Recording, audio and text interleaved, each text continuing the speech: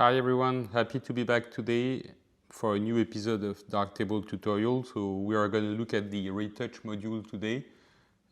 This retouch module for me can be used in any images, but right now I'm using it on a black and white film scan that I think is very useful both to take out the scratches or to take out some visual distractions.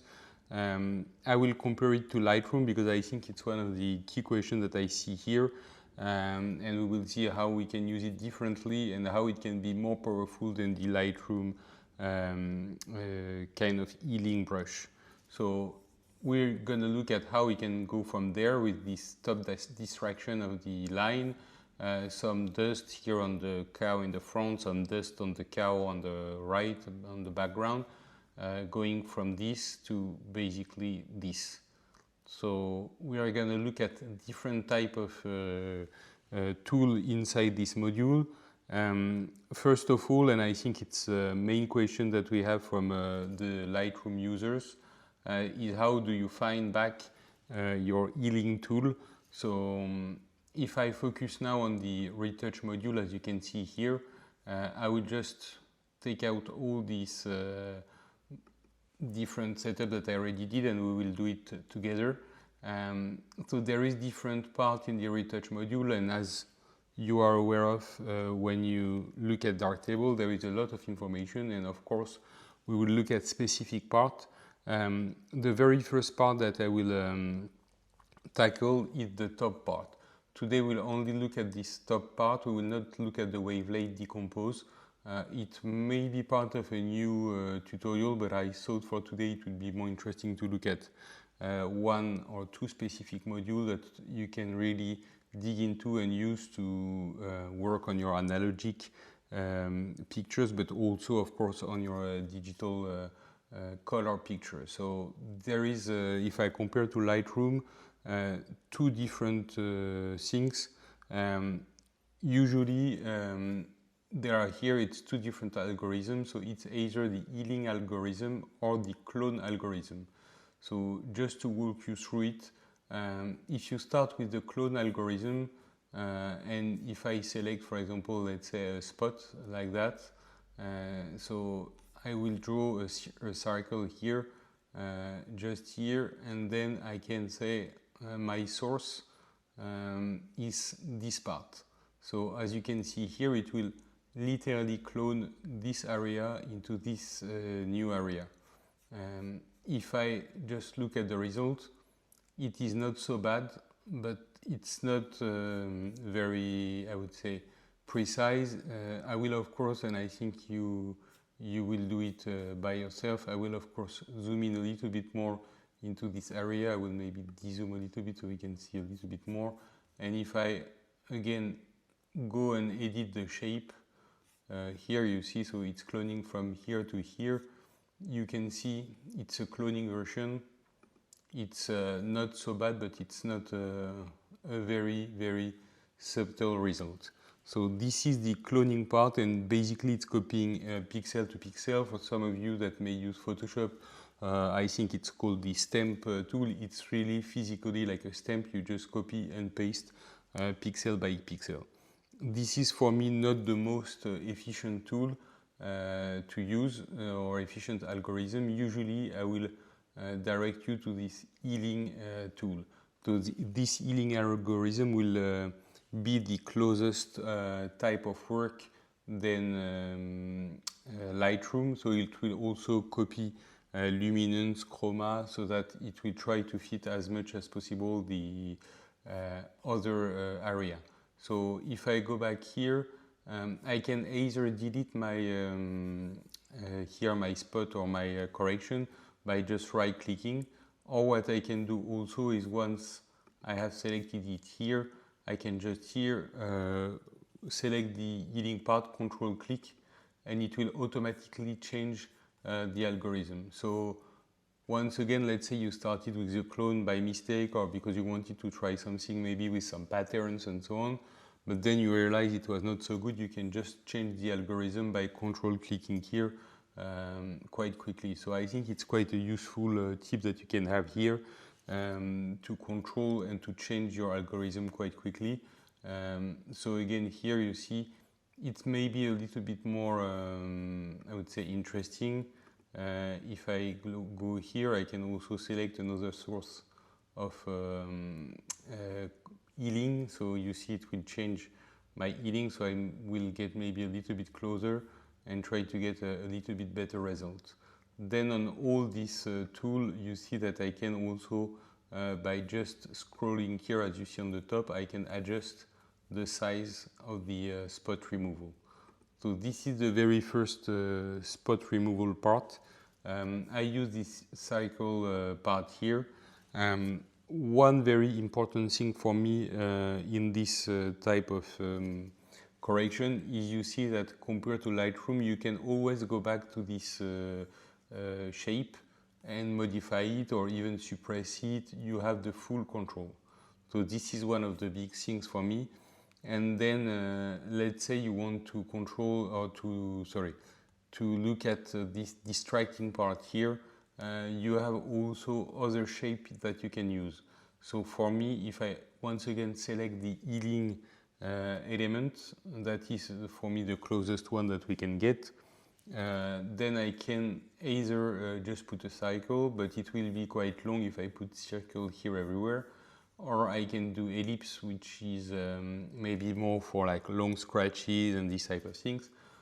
You can use pass, of course.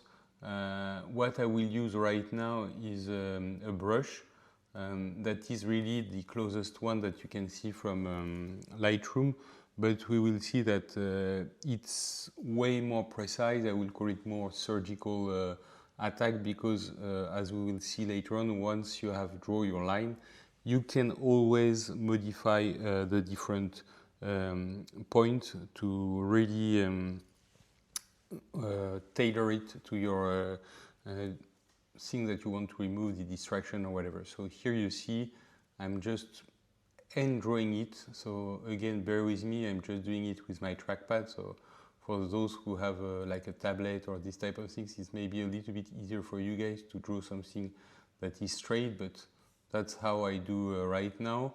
And then I would just, so I have the path that where I want to correct, and then I would just put the source here and tell him to use this type of source. And you can see that in like 30 seconds, not even less than 30 seconds, I almost kill all my line here in a very, very fast way.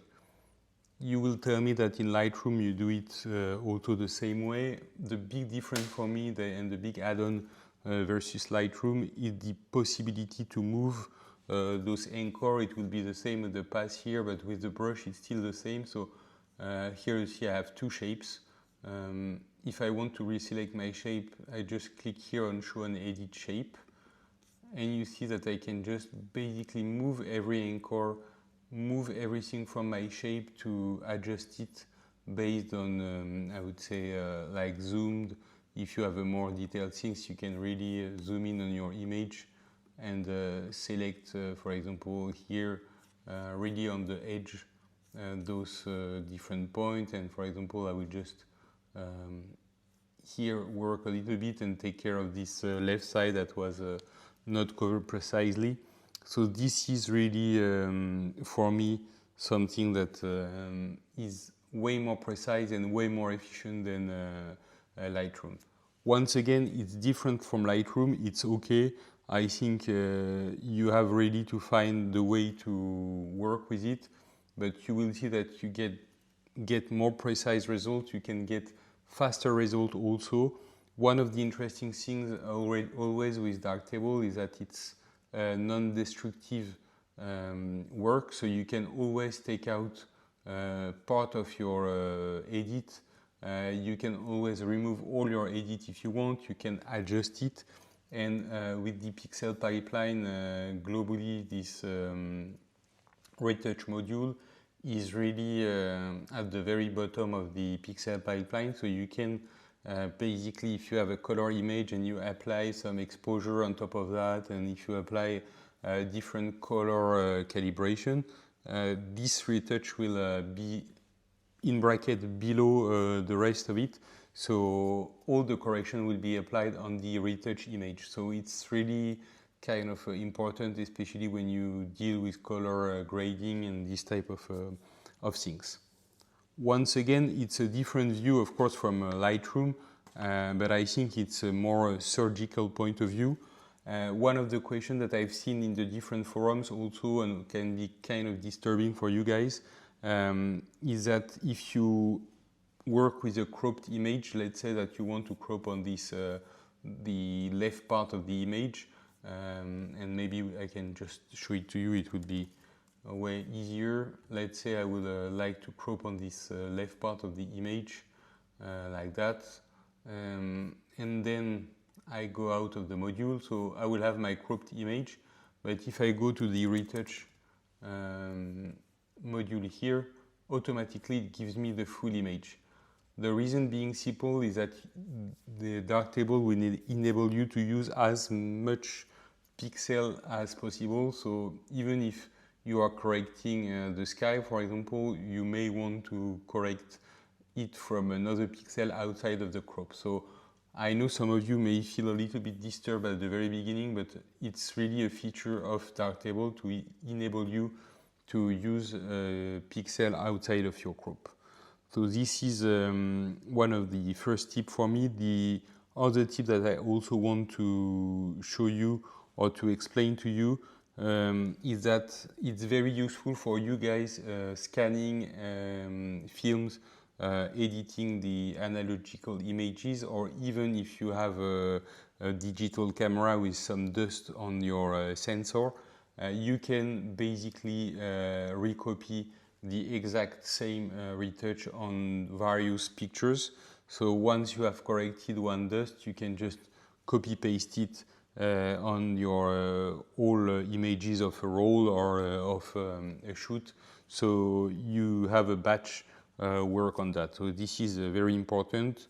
And of course, last but not least, this is for me a one-stop shop. So for those of you who would scan, go in Darktable for coding and some kind of retouching with Negadoctor, for example, and I will link here my Negadoctor video. And then you may go on Photoshop to edit some scratches or to correct some scratches. Again, here for me, it's a one-stop shop. You can just take out Photoshop of your workflow when you scan images, and you have ready-to-go images. This is something that is for me very important. So here, guys, is the first for me video on retouch. I may continue on the wavelength module later on. Please let me know in comments if you want to see more.